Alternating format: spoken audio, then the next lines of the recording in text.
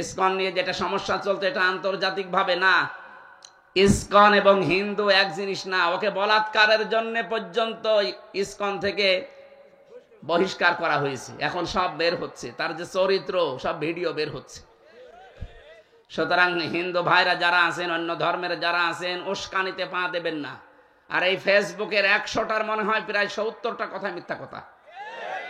এই কথা বিশ্বাস করে কেউ যদি আবেগে আপ্লুত হয়ে না, সেই যশোরে একবার গিয়েছিলাম মাহফিলে, 18 সালে 19 সালে যশোর MM কলেজের মেয়েরা মিছিল করছে ইফটিজিং এর বিরুদ্ধে, ডাইরেক্ট অ্যাকশন।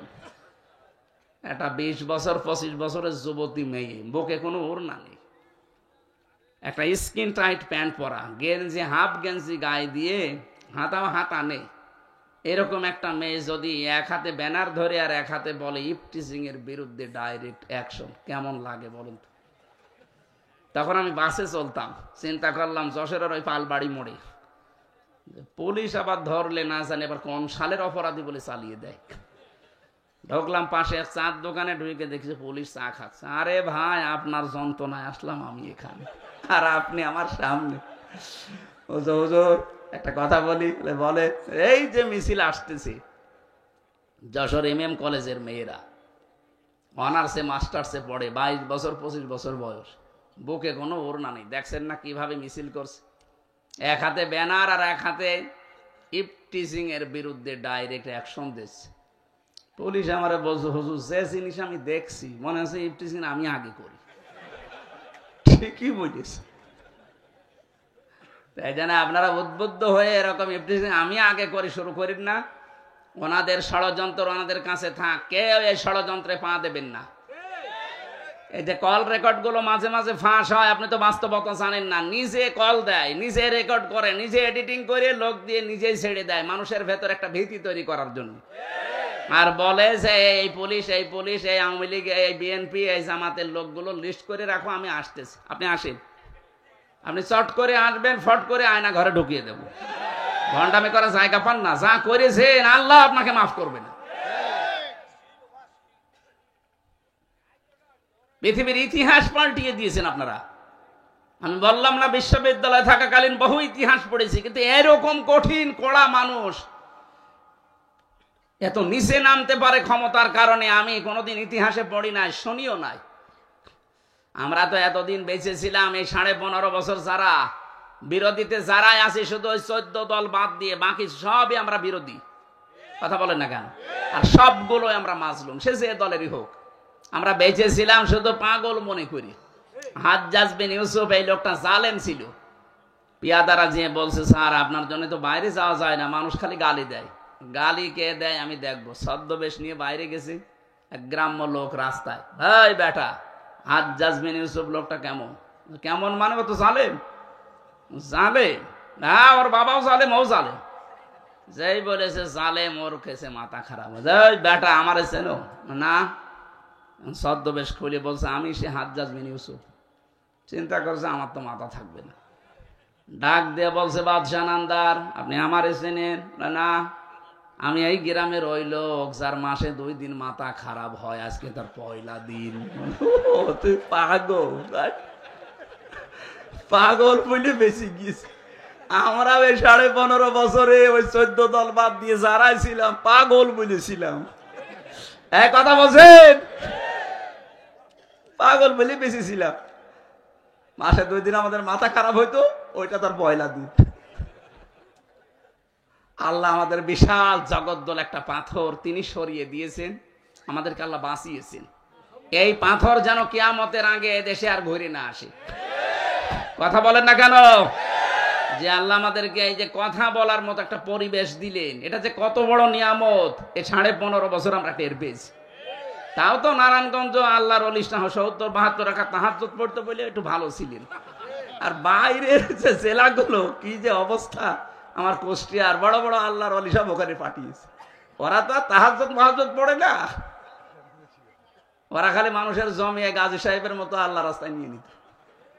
বলেন তো, 3টা জেলার অর্ধেক অংশ তাদের একজনের। এই যে আর একজন ছিল পুলিশ বাহিনীদের প্রধান, যিনি বেনজির, বেনজির, ওর কোনো নজির নেই। ও গোপালগঞ্জের অর্ধেকই নাকি তার। কি করেছিলেন আপনারা? আমার তো মানে মাঝে মাঝে শয়তান তো দেখেনি, এদের চেহারার দিকে তাকালে আমার মনে হয় শয়তান যদি দেখতাম তো এরকমই হতো। আল্লাহ যে আমাদেরকে কথা বলার এই বাকশক্তি আবার ফিরিয়ে দিলেন, তার জন্য বলেন আলহামদুলিল্লাহ। বাংলাদেশে ফেসবুকে যারা পালিয়েছে দুই বোন একসাথে, ওনারা উস্কানি দিচ্ছে বিভিন্ন নেতা কর্মীদেরকে দিয়ে। এখনো পর্যন্ত এ দেশে যারা পরিত্যক্ত অবস্থায় আছে, এদের কোন গর্তে লুকিয়ে আছে আল্লাহ জানে, আর তারা জানে। মাঝে মাঝে মুখ বের করে বিভিন্ন নাম দিয়ে। ওরা নিজেদেরকে আর সামনে মানুষের সামনে উপস্থাপন করার যোগ্যতা নেই, হারিয়ে ফেলেছে। এই জন্য হিন্দু ভাইদেরকে দিয়ে ওরা কাজে লাগাচ্ছে বিভিন্ন নামে সাম্প্রদায়িক দাঙ্গা সৃষ্টি করার জন্য। ওখানে বসে বসে গুটি চালতেছে। ফেসবুকের এই সমস্ত মিথ্যা উস্কানি কখনো বিশ্বাস করবেন না। নাটোরের এসপি এবং মৌলভীবাজারের এসপি দুইজনের কাছে গিয়েছিলাম, ওনারা আমাকে ডেকেছিলেন, দুইজনের সাথেই কথা বলেছি। ওনারা জানিয়েছেন এই কথাগুলো জনগণকে জানাবেন, আসলে মানুষ যেন বিভ্রান্তি না হয়। এদেশের সবচাইতে বেশি সাম্প্রদায়িক সম্প্রীতি নিয়ে আমরা এখনো পর্যন্ত বাস করছি। ইসকন নিয়ে যে সমস্যা চলছে, ইসকন আর হিন্দু এক জিনিস না। রাষ্ট্রের বিরুদ্ধে কেউ অবস্থান নিলে সে চিন্ময় হোক আর সে যে নামে আসুক, বিচার তার করা লাগবে। রাষ্ট্রদ্রোহী মামলা দিয়ে এই দেশে এতদিন পর্যন্ত 15.5 বছরে জামাত বিএনপির মানুষগুলোকে যদি আপনি মাজায় দড়ি দিয়ে জেল খাটাতে পারেন, তাদের গ্রেপ্তার করা লাগে, বছরের পর বছর গুম করে রাখা লাগে। ইলিয়াস আলী তো খুঁজেই পাওয়া গেল না। কি কথা বলে না কেন? ঢাকার একজন নাম করা লোক ছিল বিএনপির নেতা, নূরে আলম না কি যেন নাম, চৌধুরী আলম। কোথায় সে লোক? কোথায়? গায়েব করে দিয়েছে। আমি নিজেও আয়না ঘরে ছিলাম, কিন্তু অল্প দিন। মাটির নিচে যে অবস্থা, এটা বলার বাইরে। এত বড় বড় নখ হয়ে গেছে মানুষের, চুল দাড়ি গোপ, মনে হচ্ছে জঙ্গল থেকে বেরিয়ে আসতেছে। একটা মানুষ 2 বছর 5 বছর 8 বছর 10 বছর 14 বছর আছে মাটির নিচে। ও জানে না যে এটা কোন বছর, ও জানে না যে এটা কোন মাস চলছে, কি বার, এটা কয়টা বাজে ওর জানা নেই। আপনি বলেন তো 2 দিন 5 দিন না, 14 বছর একজন পড়ে আছে একটা মানুষ। কয়েকজনকে তো দেখলেন বেরিয়ে এসেছে 8 বছর পরে, 10 বছর পরে। ব্যারিস্টার আমান আজমি, এই মানুষগুলো 8 বছর 10 বছর এক ঘরের ভেতরে।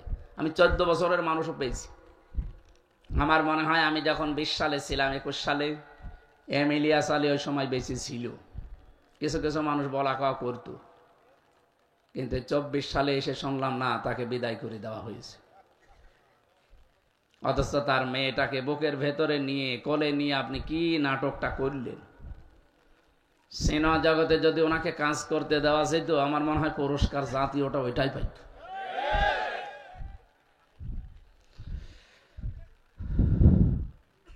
মুফতি ফখরুল ভাই আমার সাথে ছিলেন, উনি আমাকে মাঝে মাঝে এসে বলতেন, হামজা ভাই আপনার সাথে কি করে আমরা জানি না, তা আমাকে এই পায়ের ভেতর দিয়ে হাত এইভাবে লাগিয়েছে, সামনে লোহার ব্যারিকেড দেওয়া, ওই যে খাসা বানানো লোহার, ওর সাথে হাত নিয়ে আটকিয়ে দিয়েছে হ্যান্ডকাপ দিয়ে। 2-5 মিনিট না, কয়েক বছর একাধারে আমি ওইভাবে ছিলাম। শুধু 1.5 মিনিট 2 মিনিট সময় দিত টয়লেট করার জন্য। প্রসাব ওর এমনি বন্ধ হয়ে যেত। কিসের প্রসাব? সারা দিনের ভেতরে একবার যদি একটু টয়লেটে আসবেন, তো 1.5 মিনিট 2 মিনিট সময় দিত, এর ভেতরে আপনাকে সব শেষ করা লাগতো। 1 বোতল পানি দিত বা 1 জগ, ওইটা দিয়ে বাকি কাজ যা করবেন করেন। আপনি নামাজ পড়বেন, ওইটুকু দিয়ে টয়লেট করবেন কি আর ওযু করবেন কি, এতটুকুই তো শেষ করেনি। সকালে কয়েকটা পচা ছোলা দিয়ে যেত, আর দুপুর বেলা দিয়েছে 1 মুঠা ভাত, তা মনে হচ্ছে কেউ মাখিয়ে দিয়েছে। ওখান থেকে বের হওয়ার পরে যখন জেলে দিয়ে দিল, তারপরেও তো আমি ফাঁসির কন্ডেম সেলে ছিলাম 3 বছরই, তাও মনে হয়তো আল্লাহ বেঁচেছি। ওখানে এক একটা দিন যেত 1 বছর করে, আর এখানে অন্তত 1 বছরে আমার যদিও যোগাযোগ বিচ্ছিন্ন করে রেখেছিল, আমার বাইরের কোনো যোগাযোগ ছিল না। তারপরও অন্তত ভালো আছি ওই জায়গার তাইতে। অথচ সেখানে মানুষ 8 বছর 10 বছর 14 বছর একটা মানুষ পড়ে আছে। এত বড় বড় নখ এমনি হয়, দেওয়ালের সাথে ওরা খুশিয়ে খুশিয়ে লিখতো যে ভাই যদি বাইরে যেতে পারেন এই নাম্বারটা একটু জানাবেন যে আমি বেঁচে আছি। এইটা করেছিলেন জাতির সাথে, আর এখন বলেন যে আমি কি করেছি মানে আপনি মানবতার ইতিহাস পাল্টিয়ে ফেলেছেন। 2006 সালে 28 অক্টোবর মানুষ পিটিয়ে আপনার কথা মতো হত্যা করার পরে লাশের উপরে ড্যান্স দিয়েছে। দুনিয়ার ইতিহাস বহু পড়েছি, কিন্তু জীবিত মানুষ পিটিয়ে মারার পরে কেউ ড্যান্স দেয় আমি পড়িনি, আমি শুনিও নি, কিন্তু দেখলাম 6 সালে। কথা বলছেন এখন। 7 সালে সিরাজগঞ্জ গোল চত্বর আছে না রোড, ওখান থেকে কুষ্টিয়ায় যাচ্ছিলাম, তখন মাহফিলে আসতাম ওই গ্রামগঞ্জে। ড্রাইভারের পেছনে বসে আছি বাড়িতে বাসে, দেখলাম মাঝখানে একটা কুকুর মরে পড়ে আছে, মানে গার উপরে না দিয়ে বাম দিয়ে চালিয়ে দিল। বললাম ভাই আপনি এমন করলেন, এখনই তো গাড়ি উল্টিয়ে যেত। আমার বলছে দেখেন না একটা কুকুর পড়ে আছে, মানে তো মরা কুকুর, মানে মারলেই কি আর না মারলেই কি। ড্রাইভার আমার দিকে ঘুরে বলছে হুজুর আপনি কি আসলেই হুজুর নাকি ভান ধরেছেন? আপনি কেমন হুজুর? আপনি দেখেন একটা মরা কুকুর পড়ে আছে, আমি ডবল করে মারবো, আমার বিবেক নেই? গায়ে হাত দিয়ে বললাম আপনার নাম কি? ওসব সুব্রত। নাম শুনেই বুঝলাম যে ও ফুল হাতা।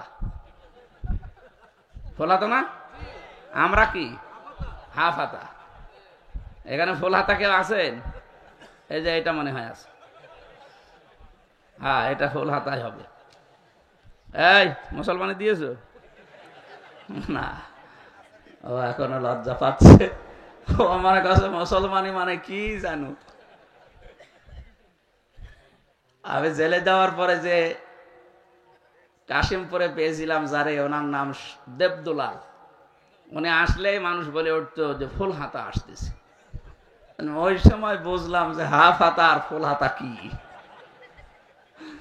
আমরা মুসলমান যারা আমরা কি হাফ হাতা, আর ওনারা, যদিও এটা বৈজ্ঞানিক ব্যাখ্যা আছে, বৈজ্ঞানিক ব্যাখ্যা এটা ইব্রাহিম নবীর সুন্নাহ।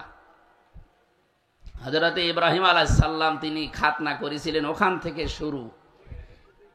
অনেকগুলো রোগ থেকে বেঁচে থাকা যায় খাতনা করলে। বিভিন্ন রকমের জার ময়লা ওর ভেতরে যদি জমা থাকে তাহলে পরবর্তীতে অনেক রকমের অসুখ হতে পারে।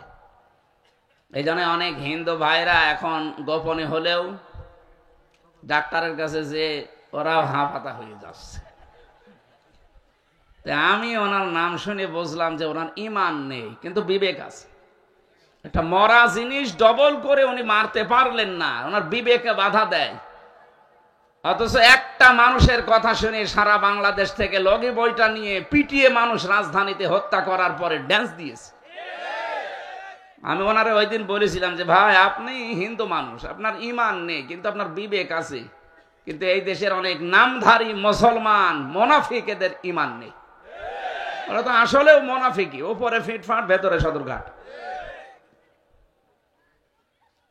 এই জন্য আমরা আহ্বান জানাচ্ছি,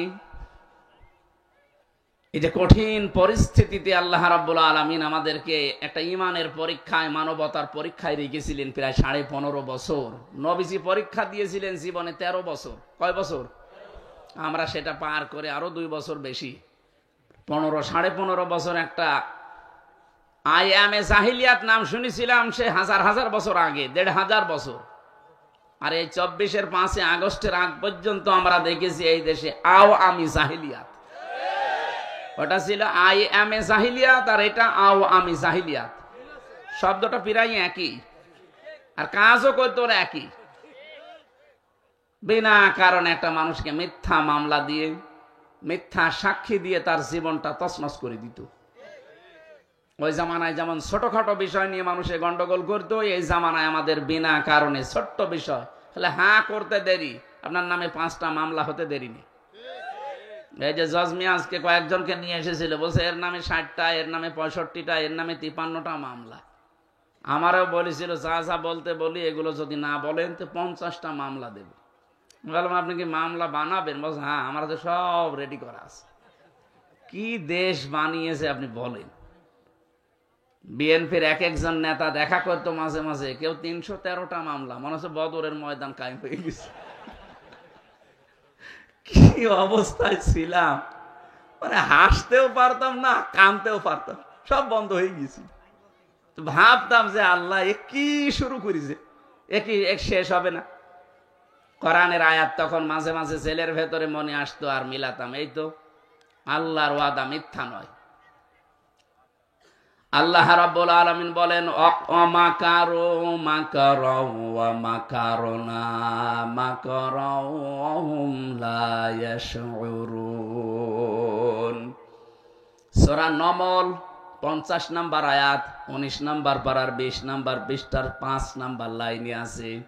এটা তাফসিরে ফি জিলালিল কোরআনে পাবেন। এই ছেলে, কথা বলেন কোন কারণে? একটাও কথা বলবেন, 1 ঘন্টা একবার দাঁড়িয়ে থাকবেন আর বসে থাকবেন। বোঝার চেষ্টা করেন, দেখবেন এখান থেকে কিছু শিক্ষা পাবেন। আল্লাহ পাক বলেন, মাকারো মাকারা ওয়া মাকারনা। ওই জামানায় তারা ষড়যন্ত্র করেছিল, দুর্বিসন্ধি করেছিল। কেমন দুর্বিসন্ধি জানো?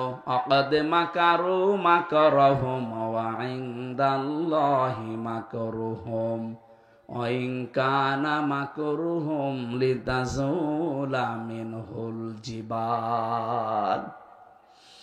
হে নবী, কাফেরদের যে ষড়যন্ত্র এমন পর্যায়ে পৌঁছিয়েছে, মনে হচ্ছে পাহাড় পর্যন্ত তার নিজের জায়গা ছেড়ে দেবে। 15.5 বছরে আমরা মনে হচ্ছে কোল কিনারা হারিয়ে ফেলেছিলাম। বাংলাদেশে এমন কোন দিক বিভাগ নেই যেখানে তারা ষড়যন্ত্র করে নাই। এই যে পুলিশ ভাইগুলো দাঁড়িয়ে আছে, পোশাকটাকে পর্যন্ত তারা কলঙ্কিত করে ফেলেছে। আগে পুলিশ দেখলে মানুষকে সম্মান দিত, ভয় পেত, ভয়ে হোক আর সম্মানে হোক। আর এখন পুলিশের চেহারা দেখলে মানুষ আগে গালি দিয়ে নেয়। দোস্ত এদের না, কয়েকটা কোলাঙ্গার ছিল উপরে, এই যে ভাতের হোটেল দিয়েছিল, হাও আঙ্কেল, হাও আঙ্কেল, কি নাম দেখে তো। এরকম কিছু শয়তান মার্কা লোক ছিল যারা এই জালেমকে টিকিয়ে রাখার জন্য ঠিকাদারি নিয়েছিল। তাদের জন্য এই বাহিনীটা পুরা জাতির কাছে কালার হয়ে গেছে। অথচ এই পোশাকটা সম্মানের পোশাক। নবীজি 2টা চোখকে জাহান্নামে যাবে না বলে গ্যারান্টি দিয়েছে, তার ভেতরে এদের চোখ। যারা মানুষকে পাহারা দেওয়ার জন্য রাত জেগে থাকে, আর যারা রাতে আল্লাহর ভয়ে এমনিতেই চোখ দিয়ে কন্দন করে। কত কঠিন অবস্থায় দায়িত্ব পালন করা লাগে আমি নিজে দেখেছি। 24 ঘন্টা, আর 24টা ঘন্টা এদের ডিউটি, কোনো ছুটি নেই। রোদ বৃষ্টি গরম যাই বলেন না কেন, পাহারা দেওয়া লাগবে। আমি ভেবে দেখেছি, বাংলাদেশে যারা দায়িত্বে আছে প্রশাসনের, সে যে বিভাগেই হোক, বিশেষ করে পুলিশে, অন্যগুলোতে একটু ছাড় আছে। বিডিআর আর পুলিশ, এরা যেভাবে কষ্ট করে, যদি ইমান হালকাও থাকে আল্লাহ মনে হয় তাদের মাফ করে দেবে। কিন্তু এই রাস্তাটা পর্যন্ত জালেমরা বন্ধ করে দিয়েছিল। এমন কোন হেন অপরাধ নেই যা ওদেরকে দিয়ে করাতে বাধ্য করেনি। চেন অফ কমান্ডে চলা লাগে, উপরের থেকে ওই অলি যা বলবে ওদের তাই করা লাগবে। কত পুলিশকে আমি কারাগারের ভেতরে, বিশেষ করে হাজতখানায় দেখেছি, ওনারা নিজেরা চুরি করে যাই নামাজ নিয়ে এসে বলতো, হুজুর নামাজটা পড়েন। কারণ নামাজ পড়ছেন, আমি যাই নামাজ দিয়েছি, এটা দেখলেও আবার আমার উপরে চার্জ করবে। কি অবস্থায় ছিল ওরা বলেন। বহু ভালো মানুষও পেয়েছিলাম, 100টার ভেতরে হয়তো 2টা খারাপ পেয়েছি, আর সেই 2টার ভেতরে একটা আমার ভাগ্যে পড়েছে। আমার মামলার আয়ু মিজান। এ শয়তান, আমি আকিস গ্রুপে চাকরি করতাম, এ মালিকের কাছ থেকে 35 লাখ টাকা পর্যন্ত নিয়েছে।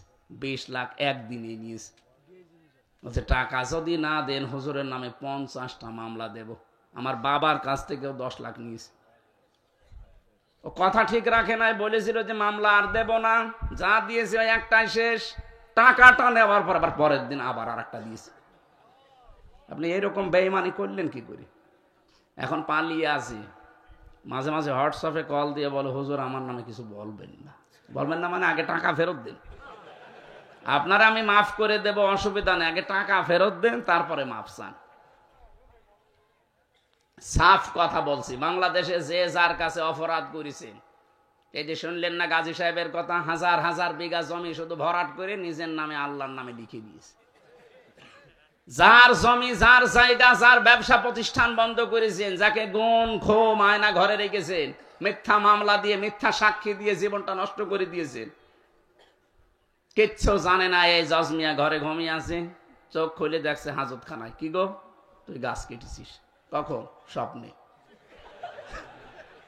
আপনি জিজ্ঞাসা করেন, স্বপ্নে গাছ কাটা মামলা পর্যন্ত। এই অপরাধ গুলো যারা করলেন, এখন যদি বলেন আস্তাগফিরুল্লাহ, হবে?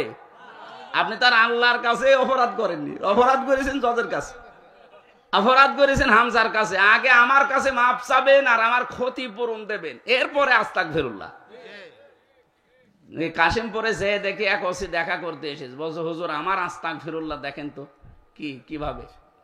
আমি এই নির্বাচনে বাইরে ছিলাম, রাত 12টার পর থেকে আমার যে এসআই আছে, কনস্টেবল আছে, এই যে সমস্ত আল্লাহর ওলিদেরকে নিয়ে আমি একেবারে ফজর পর্যন্ত আল্লাহর নামে ভোট কাটা আরম্ভ করলাম। এই দেখেন কোরআন শরীফ আমার সামনে, এইভাবে বলছি, ফজর পর্যন্ত আমি আল্লাহর নামে ভোট কাটলাম, বাক্স ভর্তি করে জায়গা মতো পাঠিয়ে দিলাম। এরপরে ওযু করার পরে, গোসল করার পরে 2 রাকাত নামাজ পড়ে বললাম আস্তাগফিরুল্লাহ। হুজুর আমার এই তওবা হয়েছে না। কিসের তওবা করলেন আপনি? আপনি কি আল্লাহর কাছে দোষ করেছে? একটা এমপি বানাতে 3.5 লাখ 4 লাখ হামজা লাগে, এক কথা বলছেন না কেন? আপনি আমার মতো হামজার অপরাধ করেছেন, আমার রায় আপনি দিয়ে দিলেন। অথচ আজ 8-9 দিন ধরে যারা 2 বোন পালিয়েছে, ওরা কিন্তু মিথ্যা কথা ছড়াচ্ছে বিশ্বের মোড়লদের কাছে যে আমরা নির্বাচিত ছিলাম, আমাদেরকে উৎখাত করা হয়েছে। এটা ডাহা মিথ্যা কথা। আপনি যে নির্বাচিত ছিলেন, এটা যদি ঘোড়াও শোনে ও হাসবে। একটা কথা বললেন, একটা হাসি মানুষ এত বড় মিথ্যা কথা বলে?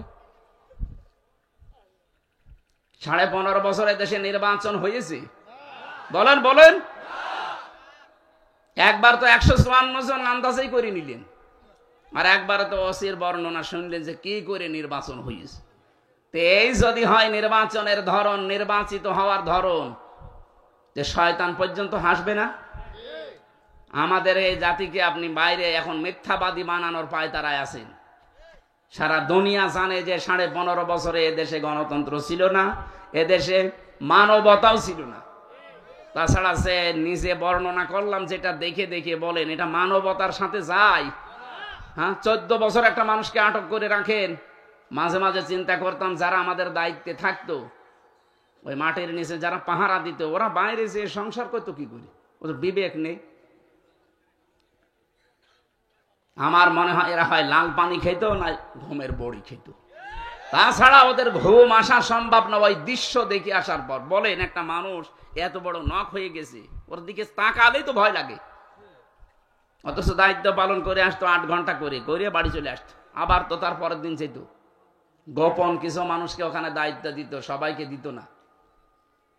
এত বড় বড় বড় অপরাধ করার পরে এখনো পর্যন্ত আপনি যদি বলেন আমি কি করেছি, আপনার বিবেকে মনে হয় কুকুরে প্রসাব করেছে।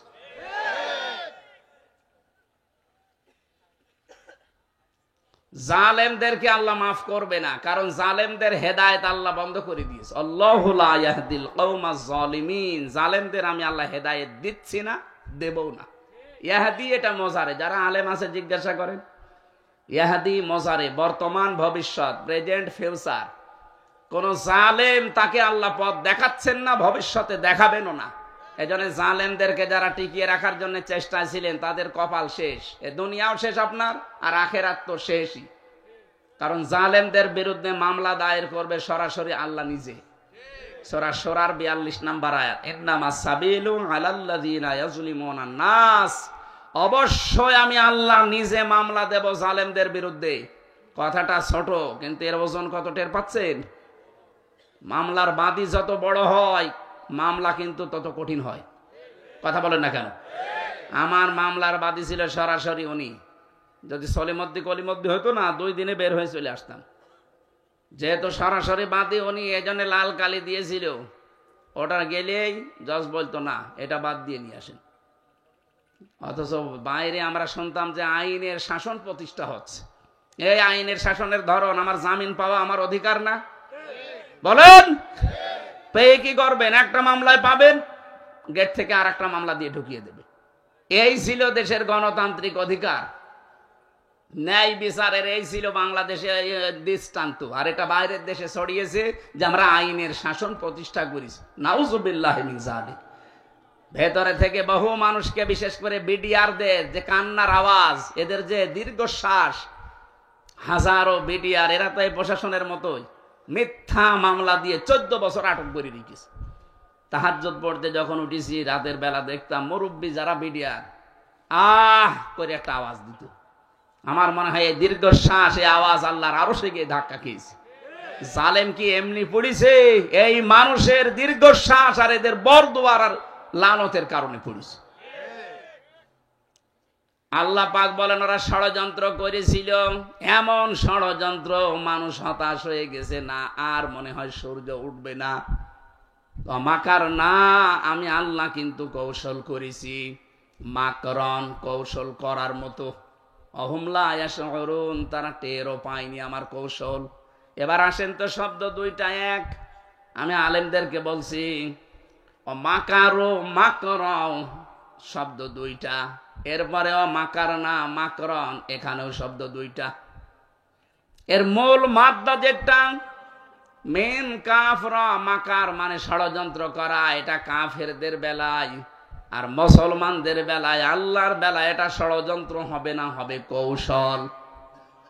তাহলে এই বাংলাদেশে যারা ইসলামের বিরুদ্ধে, মানবতার বিরুদ্ধে অবস্থান নিয়ে যারা ষড়যন্ত্র করেছেন, তাদের বাংলা অর্থ করা লাগবে ষড়যন্ত্র, কূটবুদ্ধি।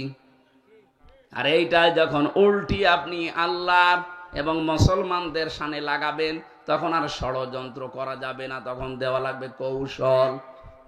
কথা বুঝতেছেন? কি বুঝলেন এখান থেকে? একই অস্ত্র আপনি মানবতা ধ্বংসের কাছে ব্যবহার করবেন, ইসলাম ধ্বংসের কাছে ব্যবহার করবেন, আপনি সন্ত্রাসী, আপনি জঙ্গি। কথা বলেন এখানে। ওইটা ইসলামের পক্ষে যদি কেউ কাজে লাগায়, মানবতার পক্ষে নিয়ে দাঁড়ায়, ওইটা তখন আর জঙ্গি সন্ত্রাসী হবে না, ওইটা হবে জিহাদ। শব্দ কিন্তু দুইটা এক, মাকার। আল্লাহর ক্ষেত্রে হবে কৌশল, কাফেরদের ক্ষেত্রে হবে ষড়যন্ত্র। আল্লাহ পাক বলেন কি হয়েছে আপনি দেখবেন, ফানজুর কাইফা কানা আকিবাতু মাকরিহিম। হ্যাঁ নবী, আপনি একটু নজর করে দেখেন এদের এই ষড়যন্ত্রের পরিণাম আমি আল্লাহ কি দেখিয়েছি এদেরকে। আন্না দাম্মারনাহুম ওয়া কওমাহুম আজমাইন। আন্না এক আলিফ টান আছে, দাম্মার না এখানেও টান আছে, জমা মুতাকাল্লিম। আমি আল্লাহ তাদেরকে ধ্বংস করে দিয়েছি, তাদের জাতি, তাদের গোষ্ঠী, তাদের দলের লোক সবাইকে। এতটুকু যদি আল্লাহ শেষ করে দিতেন, আমি আয়াতটা পড়তাম না। পরের আয়াতটা আল্লাহ এমন ভাবে মিলিয়েছেন, আমার মনে হয় বাংলাদেশ দেখে নাজিল করলেন। আপনি একটু দেখেন তো পরের শব্দটা, ফাতিলকা বুয়ুতুহুম খাবিয়াতাম বিমা যালামু ইন্না ফি যালিকা লাআয়াতাল লিকাওমিন ইয়ালামুন। আমি এখানে দুইটা শিক্ষা বের করেছি, এই ভালো করে শুনেন। এই ছেলে, ওঠাউঠি করো, কি সমস্যা? কি বসো। প্রসাব পায়খানার বিড়ি খাওয়া ছাড়া যদি কেউ বাইরে যান, তার খবর আছে। বিড়ি খেতে যদি নেশা লাগে, খেয়ে আবার চলে আসবে। আশপাশে না, দূরে যাবেন, পুলিশ আসে কিন্তু, ধরলে আবার জরিমানা নেবে। বিড়ি খাওয়া ছাড়া বাইরে যাবেন? হয়তো বলছেন না, তার মানে বিড়ি খোর এখানে আছে। ঠিক আছে ভাই, খুব বেশি নেশা লাগলে আকিস বিড়ি আর আজিজ বিড়ি আছে, খেয়ে চলে আসবে। যাচ্ছে, যান, তাড়াতাড়ি যান। এই দুই বিড়ি খোর একসাথে যাচ্ছে, মানে আছে জামাতবদ্ধ বিড়ি খাবে। হ্যাঁ, তাড়াতাড়ি খাইয়ে আসবেন।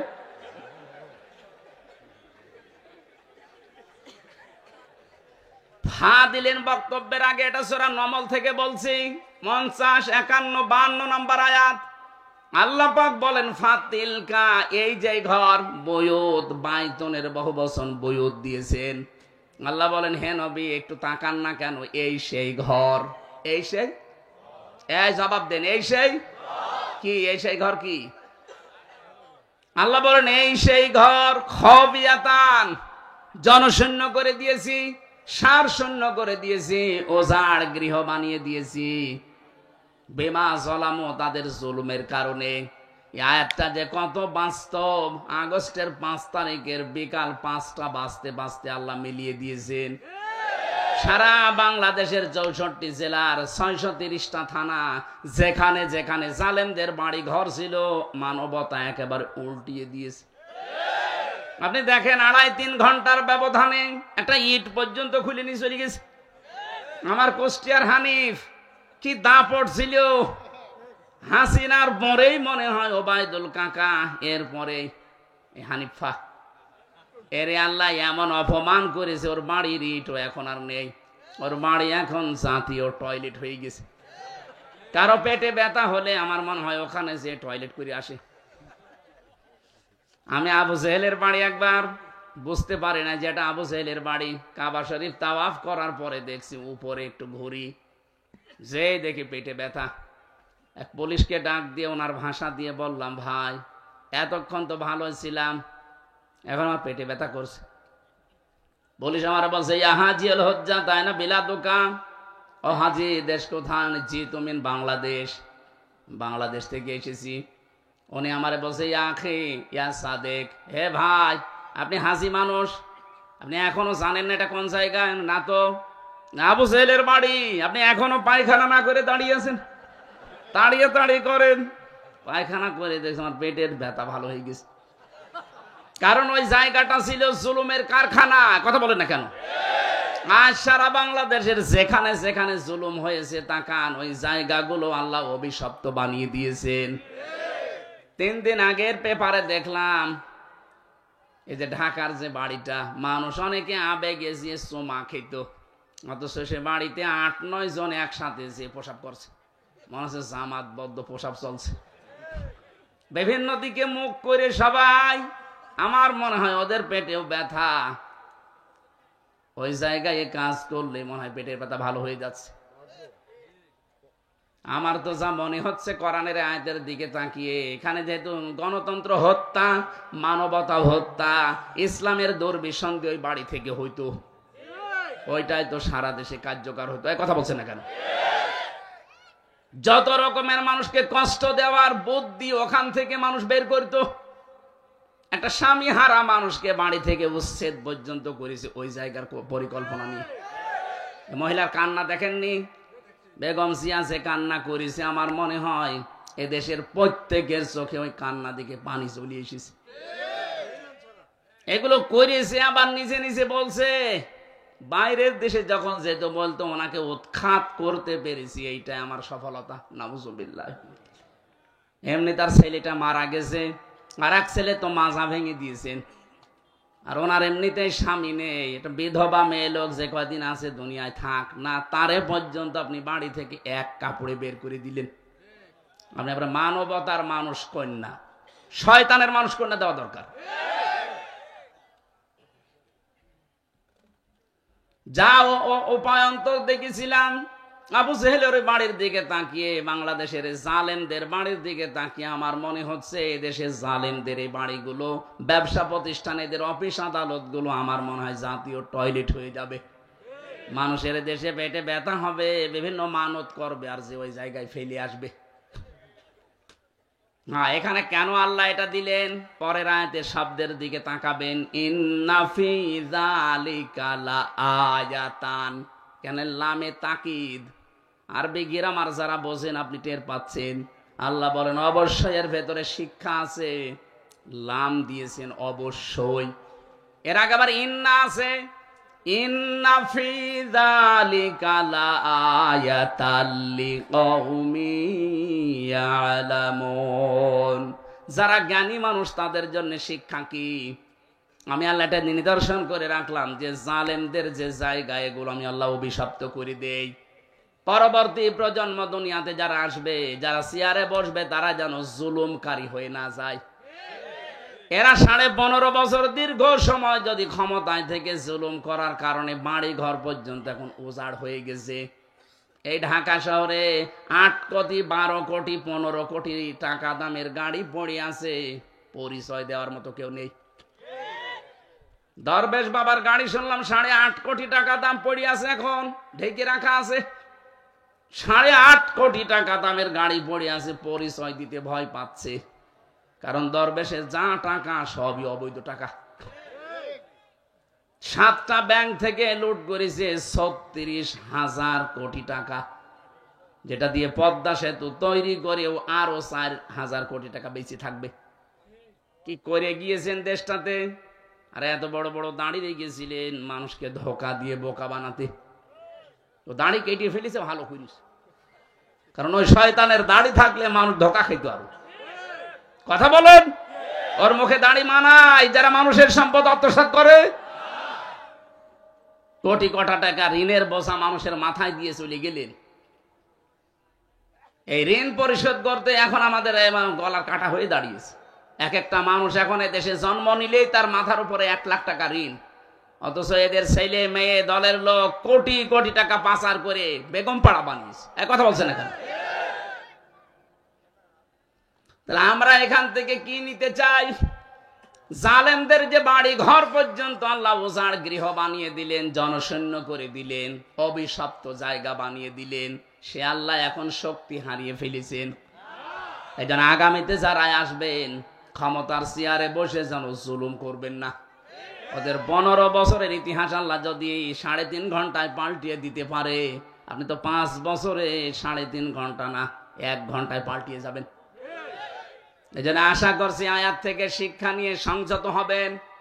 আল্লাহ পাক পরের আয়াতে আবার জানিয়েছেন, ওয়ানজাইনাল্লাযীনা আমানু ওয়া কানু ইয়াত্তাকুন। যারা এই দুনিয়ায় ঈমান এনেছিল সত্যিকারের, আর যারা তাকওয়া অবলম্বন করে চলেছিল, আমি আল্লাহ তাদের এই গজব থেকে বাঁচিয়ে দিয়েছি।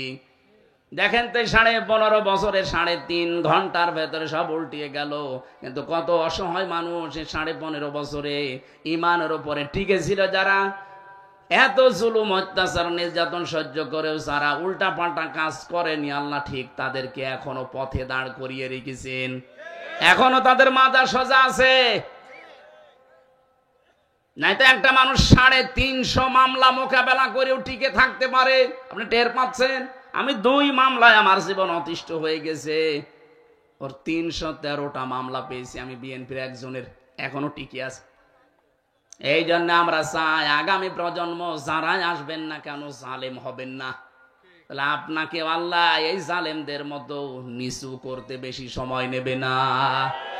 এরপরেও যদি কেউ শিক্ষা না নেয়, ওর কপাল পোড়া। আল্লাহ আমাদেরকে তুমি বাঁচাও, বলেন আমিন। এই জন্য আমার কথা ছিল, যারা মিথ্যা কথা মানুষকে বলছেন আমরা নির্বাচিত ছিলাম, এই মিথ্যাটা আর বলবেন না। সারা দুনিয়া জানে যে আপনারা অনির্বাচিত, জোর করি 154 জন এমনি হয়ে গেছেন। কথা বলে না কেন? আমার বংশের 100 জনের প্রায় 98 জন এই আল্লাহর ওলির মুরিদ ছিল। ওরা আমার মনে হয় নবীজিকে নবী মানতো শুধু নামে, ওদের আসল নবী ছিল বঙ্গবন্ধু। এমন কড়া, আমি 3টা বছর জেলে কোনোদিন খোঁজও নেয়নি, খবরও নেন। আমার আব্বাকে দেখলে আরো টিটকারি দিত।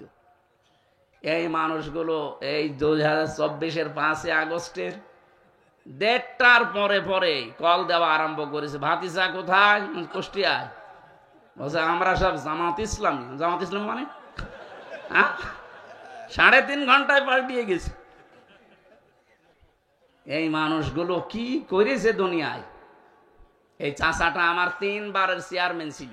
আমার দাদা ছিল 21 বছর, আর ইনি ছিল 3 বছর, আপনজন। আমি তো নিজে দেখেছি, শুধু মার্কা নিয়ে আসতো নৌকা, আর আল্লাহ ওদের বানিয়ে দিত। ও নিজেও জানেন যে আমি চেয়ারম্যান হব। আমার সাথে যিনি আমাদের কুষ্টিয়া জেলার এমপি, আমি এই যে কোরআন শরীফ সামনে নিয়ে আমি আপনাদের সাক্ষী রেখে গ্যারান্টি দিচ্ছি, হানিফ সাহেব, উনি যদি আমার সাথে দাঁড়ায় ভোটে, যদি জীবনে আমার সাথে পাশ করতে পারে, আমি নাকে খড় দেব। ওনার যে তলানিতে গেছে, কি করেছিলেন, কি হলো আপনার টাকা পয়সা নিয়ে? বাগেরহাট, সাতক্ষীরা, খুলনা এই 3টা জেলার প্রায় অর্ধেক মাছের ঘেড় সব হানিফ সাহেবের টাকাকে ফেরেশতারা দিয়েছে।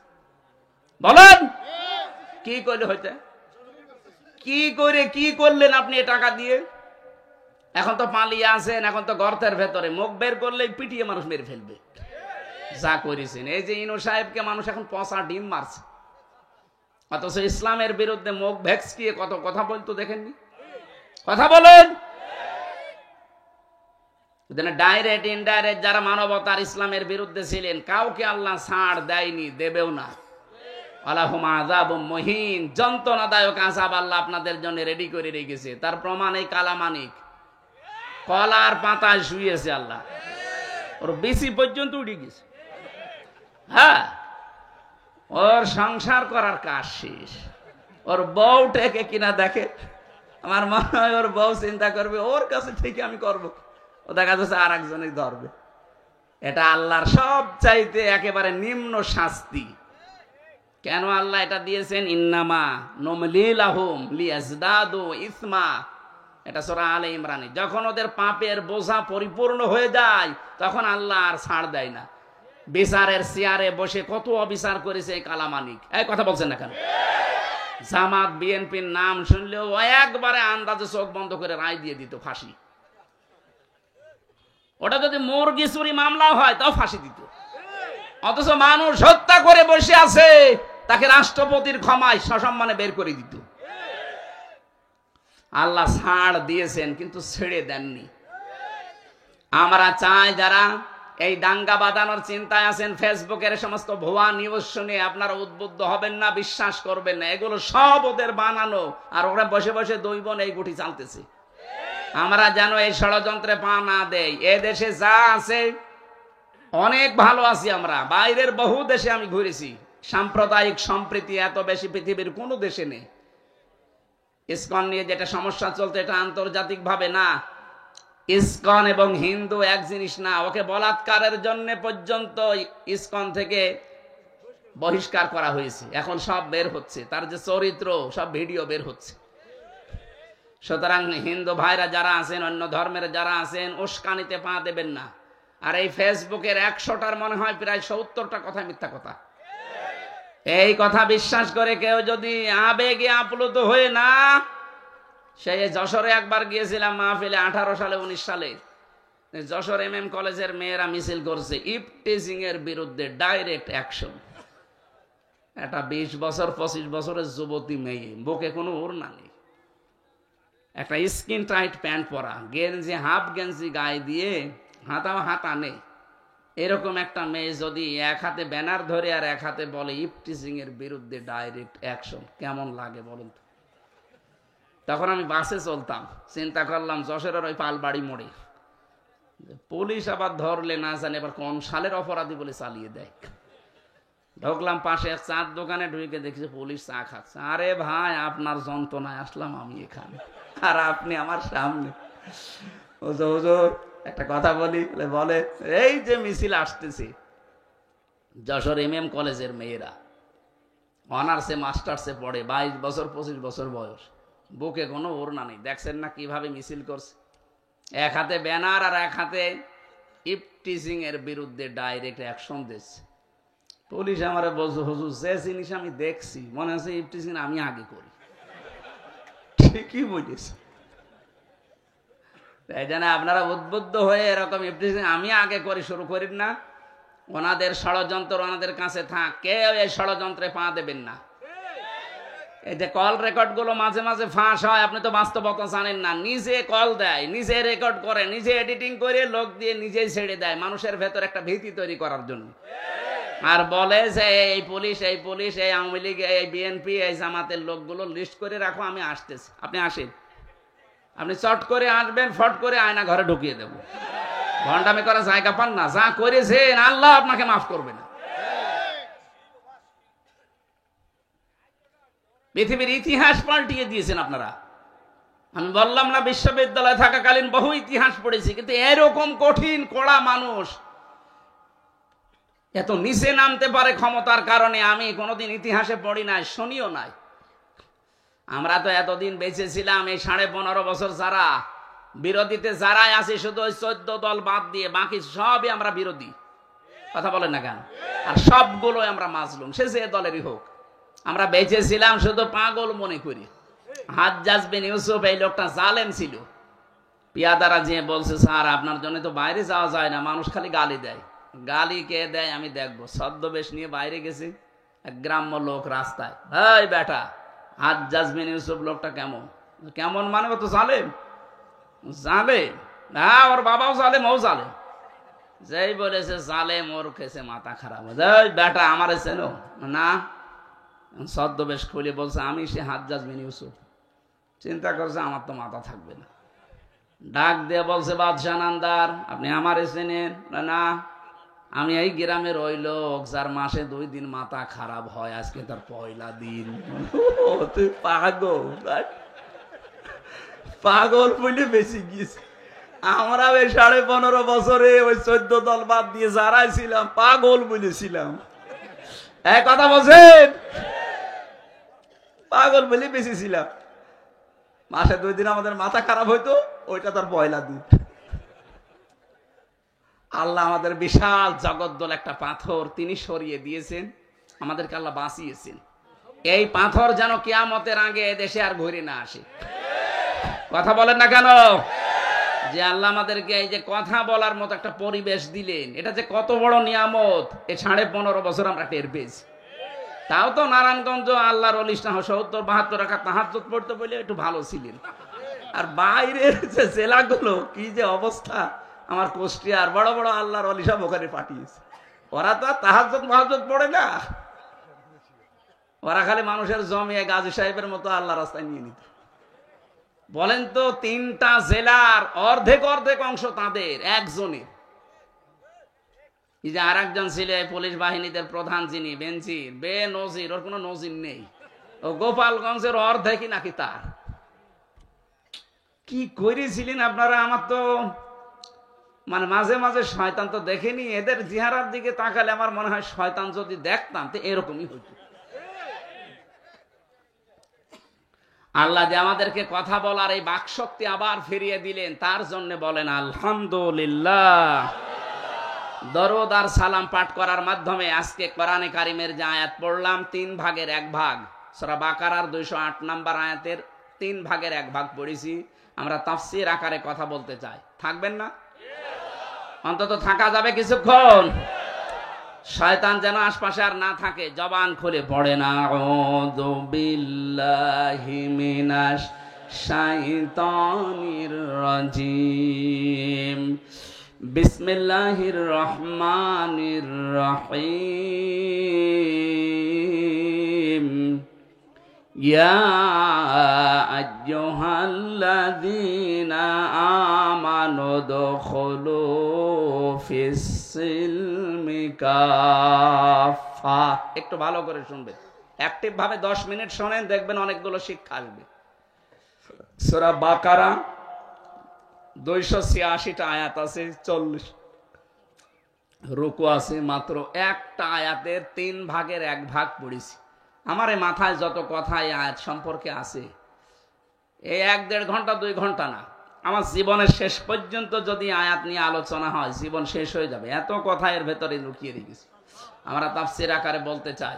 আপনারা চলে যাবেন নাকি? যে 2-1 যাচ্ছে, আর কি বিড়ি খেতে যাচ্ছে, আবার এসে পড়বেন কিন্তু। ইমানদারকে আল্লাহ ডাক দিয়েছেন। এখানে যদি কোনো বেঈমান থাকেন তাহলে চলে যান। বিড়ি খেলে কি মানুষ বেঈমান হয়ে যায়? না না, বিড়ি খাওয়া খুব অত বড় গুনাহ না যে আপনি বেঈমান হয়ে যাবেন। আপনার মুখ গন্ধ হয়, আপনার লাঞ্চ নষ্ট হয়। শয়তানের যত কাজ কারবার আছে তার ভেতরে একটা কাজ শয়তান অপচয় করে। কথা বলেন এখানে। তাহলে যারা বিড়ি খান এর দ্বারা কোন লাভটা হয় বলেন, অপচয় ছাড়া? এই জন্য যারা এগুলো খান বা খাচ্ছেন, আশা করছি আমি দয়া করে আপনার কাছে বলছি ছেড়ে দেবেন ভাই। যদিও আমি আকিস গ্রুপে আছি, এদের কাজই বিড়ি তৈরি করা, তারপরে ওদের ব্যবসা অন্তত বন্ধ হোক। আপনারা ছেড়ে দেন, ওদের ব্যবসা বন্ধ হয়ে যাবে। আমি বলেছিলাম সেদিন মালিককে যে স্যার এইটা ছেড়ে দিলেই ভালো হয়, বলছিলাম তো ওইটা নেই, ওটার ভেতরে আমরা নেই, ওইগুলো এখন আমেরিকা টোবাকোর কাছে বেশি দিয়েছি, এখন আমরা এই মোজো বানাই, ক্লেমন বানাই, এগুলো দিয়ে এখন খাবার বানাচ্ছি, বাকি ওইগুলো সব ছেড়ে দিয়েছি। এখন তো আকিজের এক ছেলে উপদেষ্টা হয়েছে বশির ভাই, আল্লাহ যেন সততার সাথে দায়িত্বটা পালন করার তৌফিক তাকে দান করেন। কিছু কিছু ভালো মানুষ এখানে আছে, আর কিছু উল্টাপাল্টা লোক আছে। এই যে সমকামিতা প্রমোট করতো ফারুকি সাহেব, উনি যদি ফিরে তওবা করে ফিরে আসেন তো ভালো, নাতে এরকম মানুষ দায়িত্বে থাকলে সমাজ আরো খারাপ হবে। কারণ যারা সিনেমা জগতে কাজ করে আপনি দেখেননি তাদের চরিত্রগুলো, নিজের বউ দিয়ে এই যে জেনার কারখানা খুলে রাখে। আরে ভাই, লজ্জা স্থানের জেনা না হোক, অন্তত চোখের জেনা তো হচ্ছে। তার বউকে কত মানুষ দেখে, চোখের জেনা হচ্ছে না? কেউ কেউ এমনকি উল্টা পাল্টা চোখও মারে।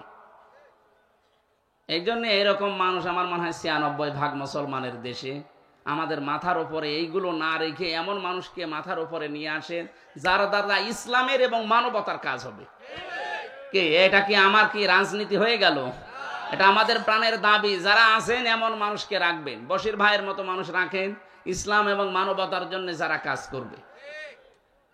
বিড়ি যারা খান ছেড়ে দেবেন কিনা বলেন? কারা কারা ছেড়ে দেবেন দেখে হাত তোলেন তো। একজন শুধু। ঠিক আছে ভাই, আপনি এটা ছেড়ে দিয়ে অন্তত পান আর চা খেয়ে। হ্যাঁ, পান তো খান, আপনি দেখে বোঝা যাচ্ছে খান। ও জিনিস খেয়ে বেকার আমাদের এই লাঞ্চ নষ্ট হয়ে যায়। বিড়ি খাওয়ার এই পৃথিবীতে একটাই মাত্র খাবার আমি পেলাম যার উপরে লেখা থাকে যে এটা খাবেন না, এটা নিষিদ্ধ। লেখা থাকে না? খেলেই ক্যান্সার হয়। পৃথিবীর কোন খাবারে লেখা আছে যে আমাকে খাবেন না? শুধু একটা বাদ দিয়ে, ছাগলে পর্যন্ত খায় না। হ্যাঁ, এটা তো তৈরি হয় আমার কুষ্টিয়ার এই যে ভেড়ামারা, দৌলতপুর, এই সমস্ত জায়গায় দেখেছি। এই তামাক এগুলো সব বিছানা এই রাস্তার পাশে পাশে সব দিয়ে রাখে শোকাতে। ছাগলে, গরুতে সব টয়লেট করে। হ্যাঁ, এগুলো ঝাড়া দিয়ে প্যাকেট করে পাঠিয়ে দেয়। রংপুরে ওদের কারখানা আছে, ওখান থেকে আবার প্রক্রিয়াজাত করে এসে যশোরে, কুড়িগ্রামে বিভিন্ন জায়গায় বানায়। যাই করে বাস্তবতা কিন্তু মাল মশলার সাথে লেগে থাকে। আর আপনি তো শোক টান দিচ্ছেন, টের পাচ্ছেন না ভেতর কি আছে। হয়তো অনেক ছাগল, গরু, বিড়ালের পোশাক পায়খানা লেগে আছে, সেইটা আপনি খাচ্ছেন। আরে ভাই, বেড়া দেওয়া লাগে না এই খেতে, ছাগলও খায় না, আর আপনি ছাগলের তা তো খারাপ হয়ে গেলেন। আশা করছি এত লজ্জা দেওয়ার পরেও যদি কেউ এই নিকৃষ্ট কাজ ছেড়ে না দেয়, ও মনে হয় আজরাইল আসার আগে আর ছাড়বে না। আল্লাহ এখানে কোন বেঈমানকে ডাক দেননি, ডাক দিয়েছেন ইমানদারকে। কাকে? আল্লাহ রাব্বুল আলামিন ইমানদারকে ডাক দিয়ে জানিয়েছেন, ওদখলু, প্রবেশ করো, ফিসসিলমি কাফা, ইসলামের ভেতরে পরিপূর্ণভাবে। জ্ঞানী মানুষ যারা, আলেম যারা, তাদেরকে বলছি, শব্দটা কিন্তু সিনের ওপরে জবর দিয়ে পড়লে সালমন মানে শান্তি, আর জের দিয়ে পড়লে সিলমন মানে ইসলাম। আল্লাহ এখানে সিন দিয়ে দিয়েছেন। কোন কোন তাফসিরে মুফাসসিরিন ইকরাম তারা সালমনও পড়ে। আল্লাহ বলেন, হে যারা ইমানের দাবি করো, তোমরা শান্তির ভেতরে প্রবেশ করো পরিপূর্ণভাবে। কিন্তু এখানে সিলমন, যেহেতু আমাদের দেশে আমরা সিলমন পড়ি, 7 কিরাতে কোরআন শরীফ পড়া যায়। কয় কিরাতে? এখানে যেটা আছে সিলমন দিয়ে। আল্লাহ পাক বলেন, সিলমন মাহাজেদ ইসলাম, তোমরা প্রবেশ করো ইসলামে পরিপূর্ণভাবে। কিভাবে? এখন আমরা যে পরিপূর্ণ ইসলামে প্রবেশ করেছি, এটার প্রমাণ কি? এটার আলামত কি? নিদর্শন কি? এই ভালো করে বুঝতেছেন?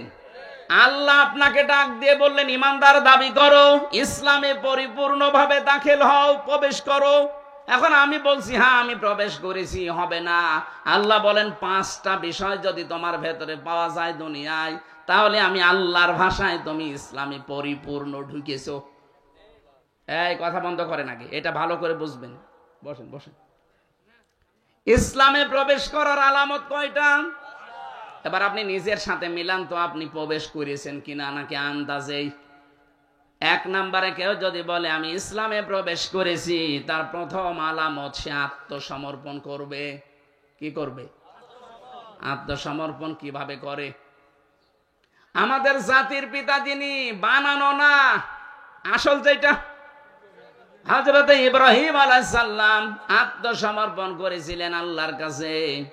তিনি যখনই আল্লাহ ডাক দিয়েছেন, ইযে ক্বালা লাহু রাব্বুহু আসলিম ক্বালা আসলামতু লিরাব্বিল আলামিন। আল্লাহ পাক বলেন, ইব্রাহিম আত্মসমর্পণ করো। উনি গাছের মাথায় কোড়াল দিয়ে কাঠ কাটছিলেন, ওখান থেকেই জবাব দিয়েছেন, আসলামতু লিরাব্বিল আলামিন। আমি এই যে কিছুক্ষণ আগে বলেছিলাম না, ইব্রাহিম নবী খাতনা করেছিলেন, এটা তার সুন্নাত। ওই গাছের মাথায় বসে উনি খাতনা করেছিলেন। আল্লাহ বললেন যে আত্মসমর্পণ করো। উনি বলেন, আমি কিভাবে এখান থেকে করব? বলেন, খাতনা করো। এখানে কোড়াল দিয়ে নিজে খাতনা করে ওই জায়গায় বলেছিলেন, আমি আত্মসমর্পণ করলাম, আমার নিজের মন মতো আর কিছু নেই, এখন থেকে যা করব আল্লাহ তোমার মন মতো।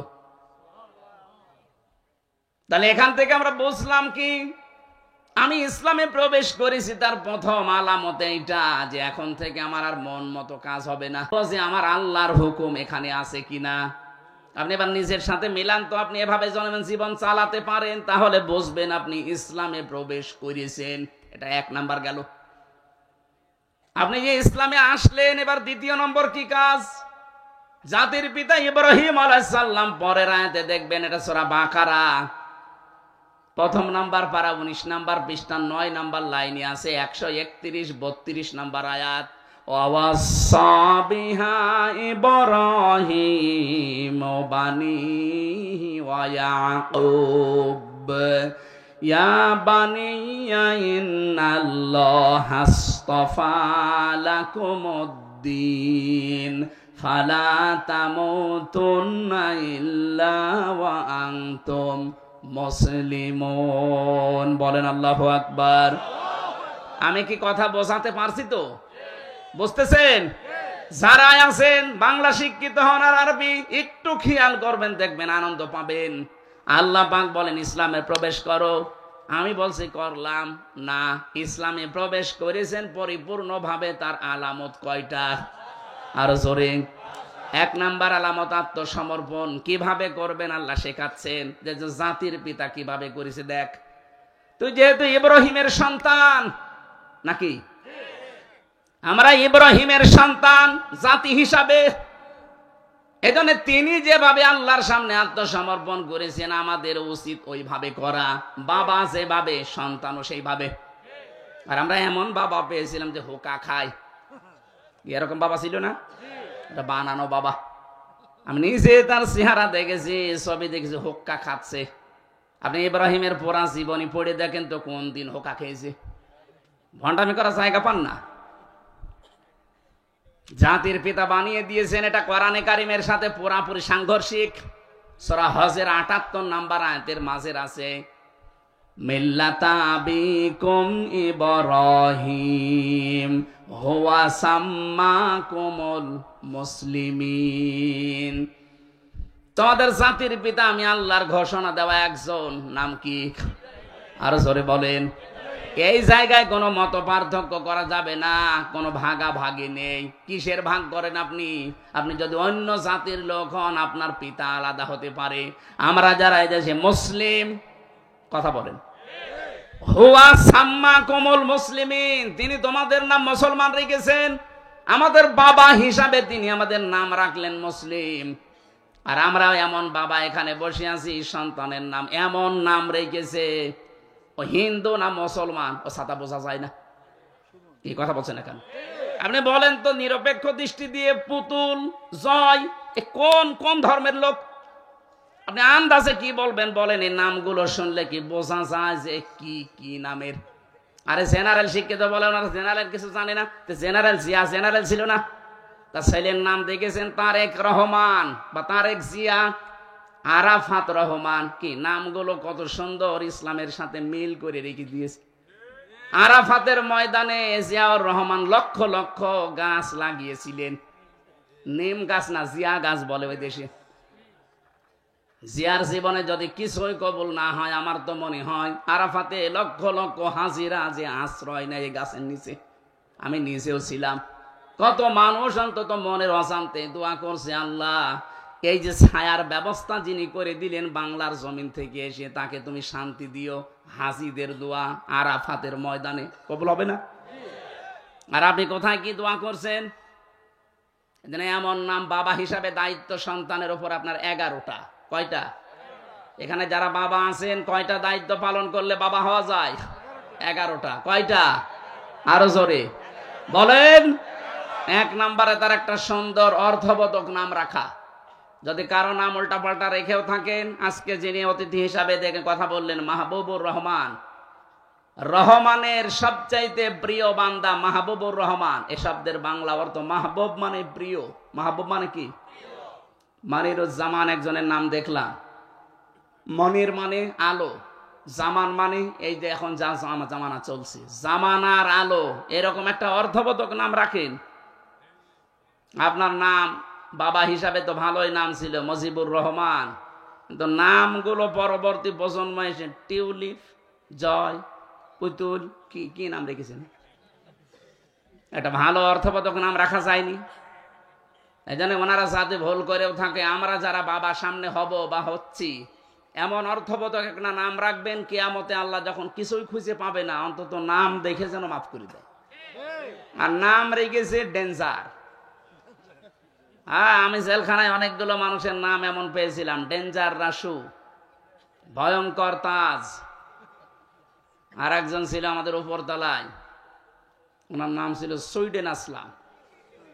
পরবর্তীতে ওনার জীবনী নিয়ে সিনেমা বানিয়েছে মান্নার, আসলাম ভাই। ওনার কাছে হুজুর কিছু জানে না, সব খবর আমার কাছে আছে। কি ডেঞ্জার মানুষ ছিল বলেন তো, যার নাম নিয়ে সিনেমা পর্যন্ত বানিয়েছে। দেখেছেন আসলাম ভাই সিনেমা? দেখেছেন? আপনারা তো আল্লাহর ওলি, ওইসব লাইনের লোক না। ওনার জীবনী নিয়ে ওইটা বানিয়েছে। কি নাম, নামের আগে সুইডেন লাগিয়ে দিয়েছে। এখানে নাম বাবা হিসাবে এমন একটা অর্থবোধক নাম আলেমদেরকে জিজ্ঞাসা করে রাখবেন, কিয়ামতে আল্লাহ যখন বিচারের কাঠগড়ায় দাঁড় করিয়ে দেখবে না, এর মাফ করার কিচ্ছু নেই, অন্তত নামটা দেখে যেন মাফ করে দেয়। কিয়ামতে আল্লাহ মরিয়ম এ নামে যখন ডাক দেবেন, লক্ষ লক্ষ মরিয়ম হাজির হয়ে যাবে। আল্লাহ পাক বলে, আমি এত মরিয়ম চাইনি, আমি চেয়েছি ঈসা নবীর মা মরিয়মকে। মরিয়ম নামের মেয়েরা বলবে, রব্বুল আলামিন তুমি তো ঈসা নবীর মা মরিয়ম ডাক দাওনি, বলেছো মরিয়ম। দুনিয়াতে তোমার হুকুম না মেনে একবার ভুল করেছি, আজকে তোমার এই হুকুমে সাড়া দিয়ে আমরা হাজির হয়ে গেছি। আল্লাহ পাক বলেন, আমার রহমতের জরিয়ায় জোশ পয়দা হয়ে গেছে, যা ঈসা নবীর মা মরিয়মের সাথে যাদের নামের মিল আছে, আমি আল্লাহ তাদেরকেও আজকে মাফ করে দিলাম। বাবা যারা আছেন অর্থবোধক নাম রাখবেন, কিন্তু আমি এটা আমার সাবজেক্ট না হলে ইঙ্গিত দিলাম।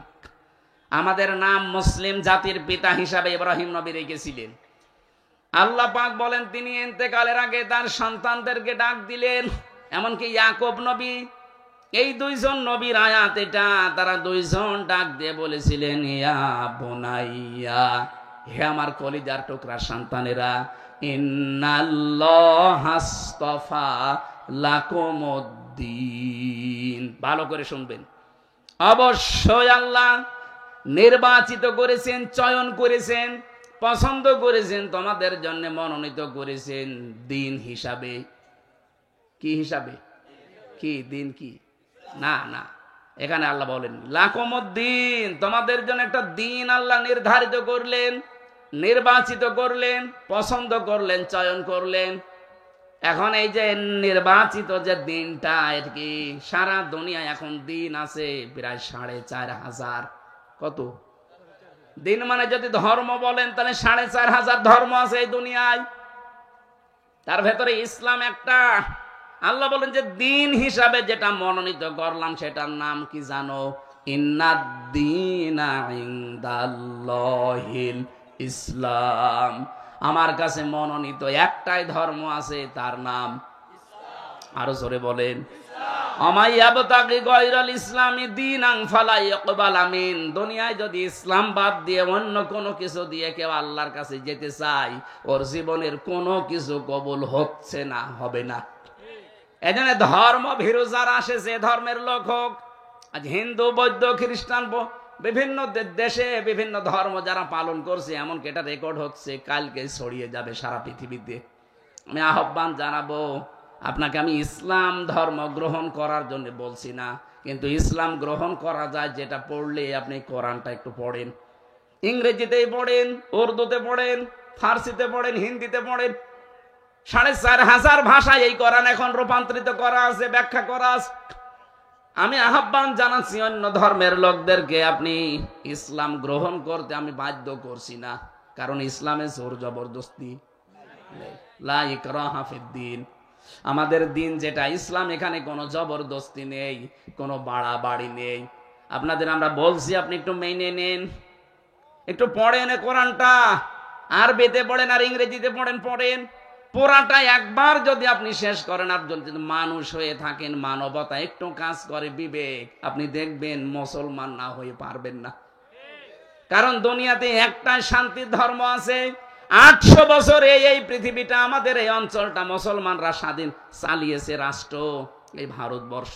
কত ৮০০ বছর যদি আমাদের ধর্মে জোর জবরদস্তি থাকতো, আল্লাহর কসমে ৮০০ বছরে ভারতবর্ষে একটাও হিন্দু পেতেন না। কই আমরা তো এটা করি নাই, অথচ এই কয়েক বছরের ভেতরে আপনারা মোদির শাসন আমলে দেখতে পাচ্ছেন মুসলমানদের মসজিদের সামনে যে ওরা উলু দিচ্ছে। আপনারা যদি এইগুলো করেন, বিশ্বে কিন্তু আপনারা একা না, মাত্র ১২০ কোটি হিন্দু আছে তামাম দুনিয়া মিলে, আর তামাম দুনিয়ায় ১৭৫ কোটি মুসলমান। কত? সব চাইতে বেশি আছে হিন্দু ধর্মে ২২০ কোটি, ২৩০ কোটি খ্রিস্টান, তারা সব চাইতে বেশি আছে জাতি হিসাবে ২ নম্বরে। কিন্তু আমরা একেবারে ফেলে দেওয়ার মতো না।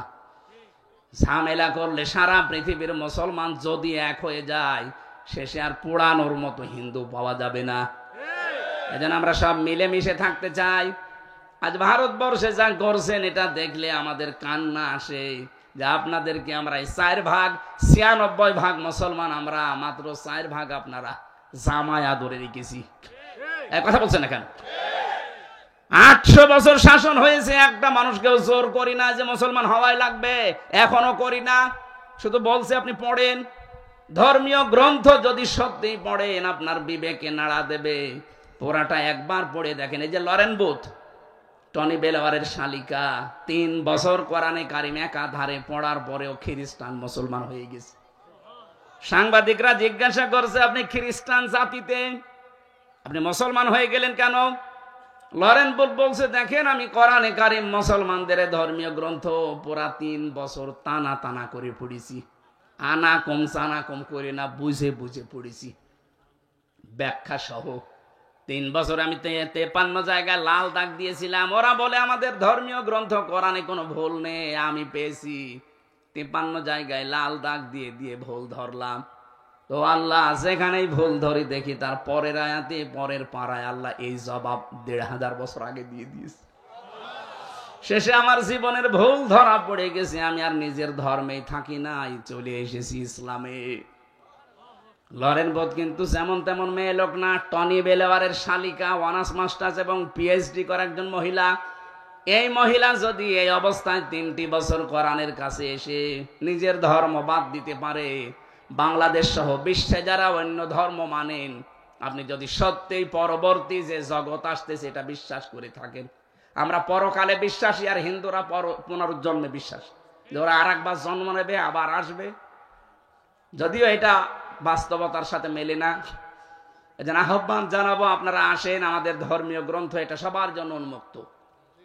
আপনাদের অন্যান্য ধর্মের মতো না যে ধর্মীয় গ্রন্থ খালি ওই ঠাকুররা পড়তে পারবে আর কেউ পড়তে পারবে না, এটা সবার জন্য, সে যেই হোক। কথা বলেন না কেন? হাদা বায়ানুল লিন্নাস হুদাল লিন্নাস। মানুষ আপনি পড়েন, আপনাকে পরিবর্তন করতে কোরআন বাধ্য করবে, এমন কিছু আল্লাহ এর ভেতরে দিয়ে রেখেছে। তাহলে এই যে ষড়যন্ত্রগুলো হচ্ছে, এটা আশা করি বন্ধ হয়ে যাবে। তাহলে দিন হিসাবে আল্লাহর কাছে মনোনীত ইসলাম, ইসলাম বাদ দিয়ে অন্য কোন নিয়ম নীতি দিয়ে আল্লাহকে রাজি করা যাবে না। ৪৫০০ ধর্মের কোন ধর্ম আল্লাহর কাছে গ্রহণযোগ্য না, শুধু ইসলাম বাদ দিয়ে।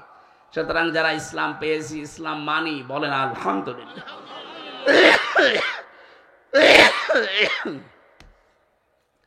আমি ইসলামে পরিপূর্ণ প্রবেশ করেছি, তার প্রথম আলামত হচ্ছে আমি আত্মসমর্পণ করব কার কাছে? ইসলামের কাছে। কার কাছে? 2 নম্বরে, আমি যে পরিপূর্ণ ইসলামে প্রবেশ করেছি তার প্রমাণ আমি এই যে লিখে এনেছিলাম তাফসীর থেকে, আমার ইখলাস থাকা লাগবে। কি থাকা লাগবে? ইখলাস মানে যা করব আমি আল্লাহর জন্য, কাউকে দেখানোর জন্য। কিছু যদি দানও করি আমি লোক দেখানোর জন্য করি না, এটা যা করি প্রকাশ্যে গোপনে কার জন্য? এটা যখন তৈরি হবে 100 ভাগ, তখন আপনি বুঝবেন যে হ্যাঁ আপনি ইসলামে প্রবেশ করেছেন। 3 নম্বরে, আপনার চরিত্র হওয়া লাগবে উন্নত চরিত্র। আজ আমাদের চরিত্রের যে অভ্যাস, সামনাসামনি দেখলে বোঝা যায় না, পেছনে ওর চরিত্র শয়তানের চাইতেও খারাপ।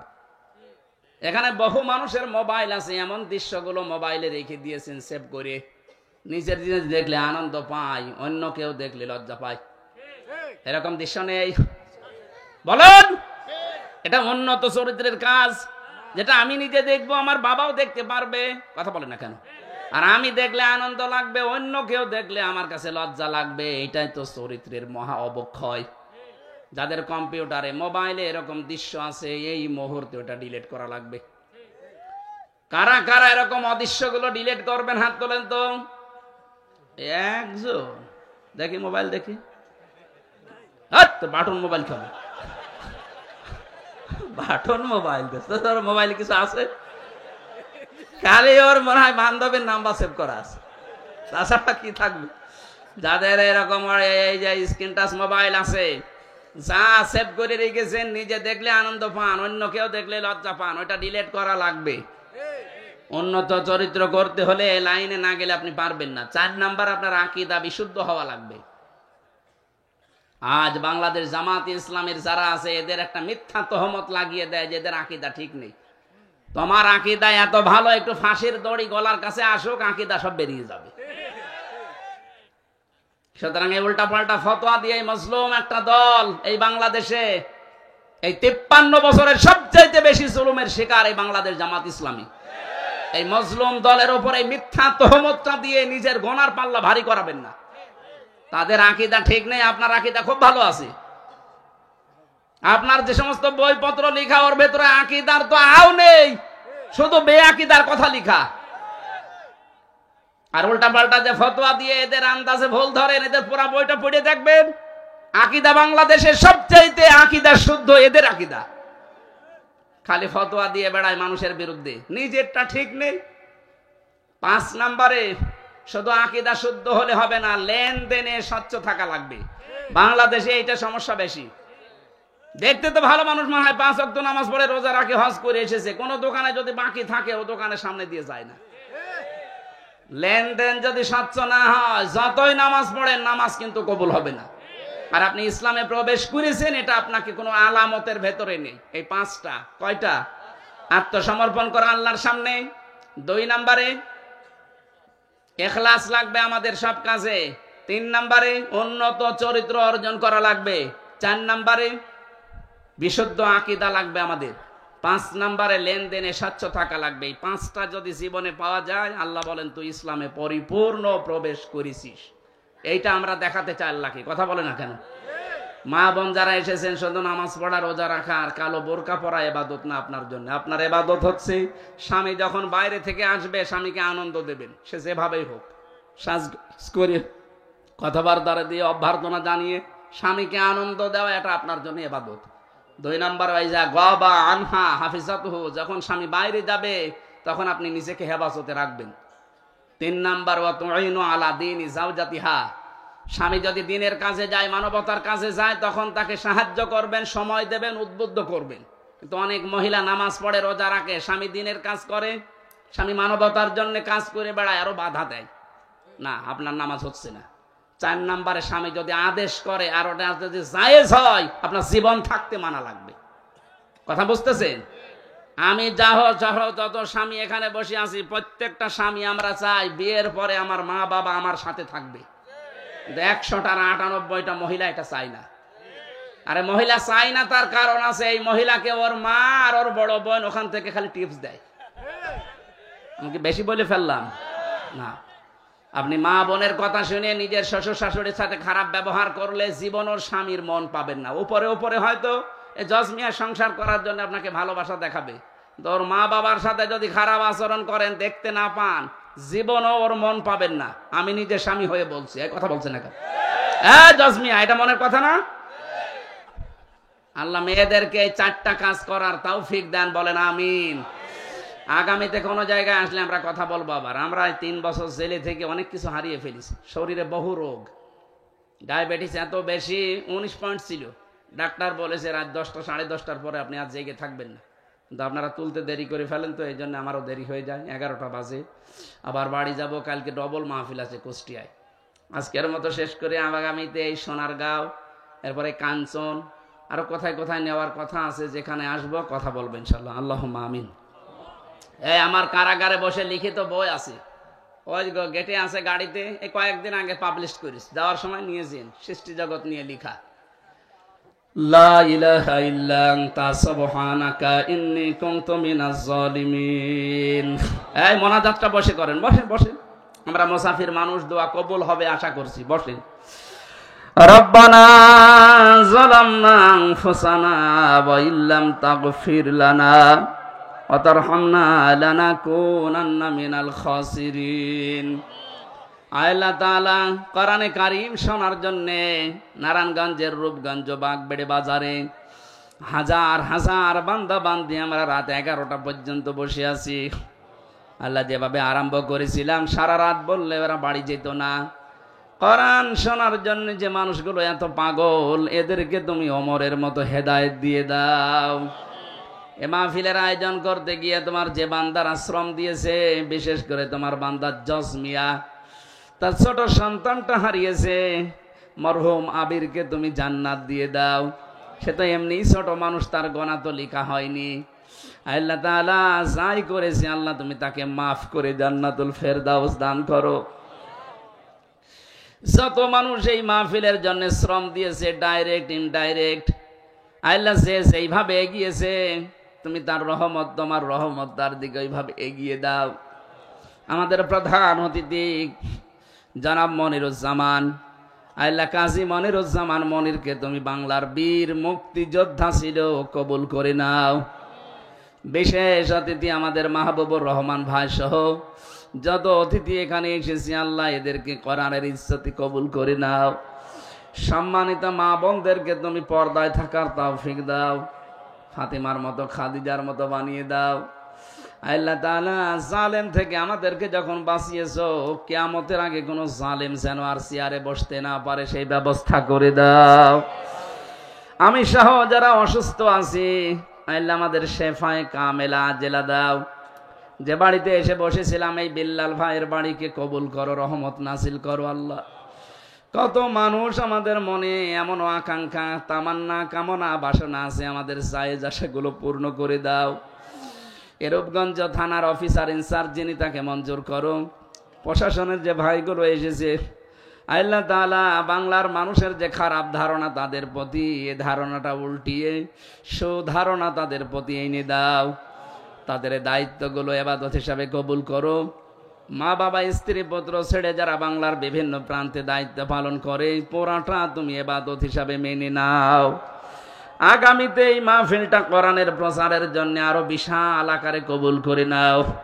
যত মানুষ কবরে আছে, আল্লাহ কবরবাসী গুলোকে তুমি জান্নাত দিয়ে দাও। বারাকাল্লাহু লানা ওয়া লাকুম ফিল কোরআনিল আযীম।